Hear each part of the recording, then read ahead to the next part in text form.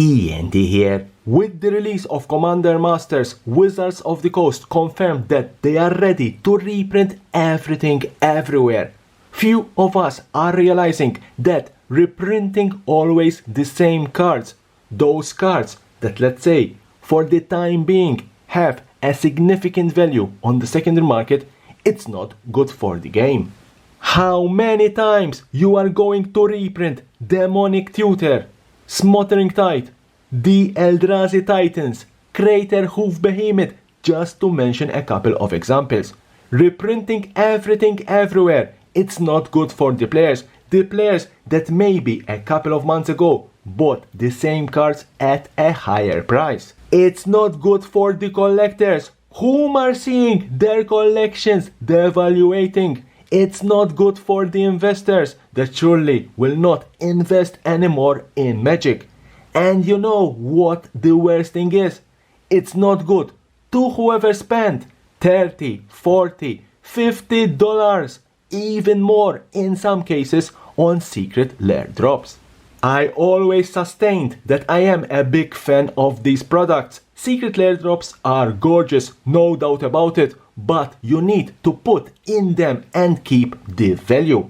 If you follow my Is It Worth It secret lair videos, you know that I give a high worth it percentage to those drops that feature cards that on the secondary market have value, significant value. At the end of the day, in the collectible world, it's all about the value. If a product, a secret lair drop, doesn't have value, then it's not worth our hard-earned cash.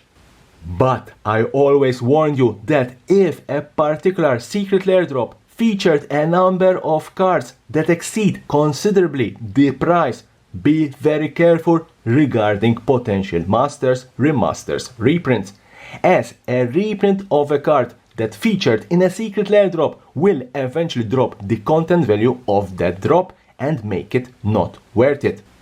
And that's what happened with Commander Masters. Commander Masters is a pure reprint set which targets the Commander players. Therefore, it wasn't a surprise that the set featured certain staple Commander cards. Wizards of the Coast apply the same concept to secret lair drops. Usually, secret lair drops feature cards that, let's say, are mainly played in Commander. In the secondary market, value of a card is based and calculated on two factors: playability and scarciness. More the card is scarce and more the card is played, more the card is value. Vice versa, a card that is not played or played but not scarce, their value is usually low.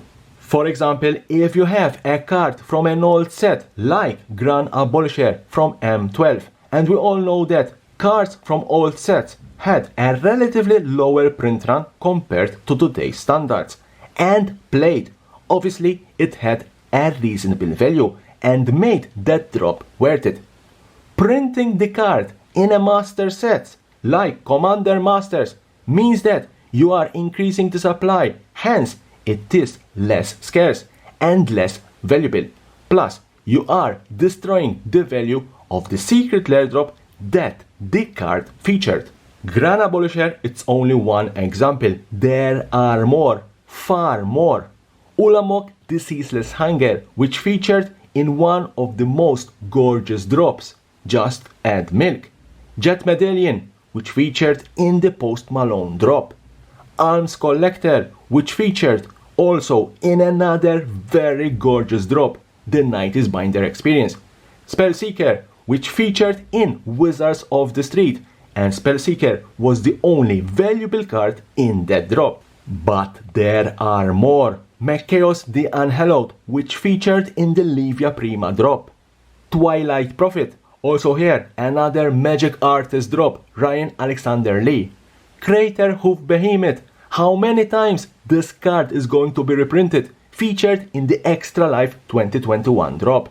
Neckoozer the Mindraiser, featured in Death is Temporary, Metal is Forever, a drop that is currently up for pre-order.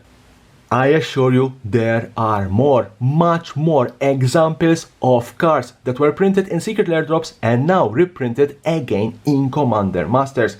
There are so much that I couldn't believe myself when I was doing the research for this video. As a conclusion, with all this reprint everything everywhere strategy, Secret Lair drops unfortunately are meant to die. I have already decided not to buy any more Secret Lair drops unless I see something very special, and has to be very special, because in the long run these drops are becoming not worth it. I really hope that Wizards of the Coast will stop this mass reprinting every card until it reaches the value of a bulk rare, but unfortunately I have serious doubts about it. The only answer we can give Wizards of the Coast is not to spend our hard-earned cash on these products. Leave me a comment, what do you think the future of Secret Lair drops will be? And as always, subscription buttons here, subscribe for my channel for more and more interesting videos about Magic the Gathering and the collectible world.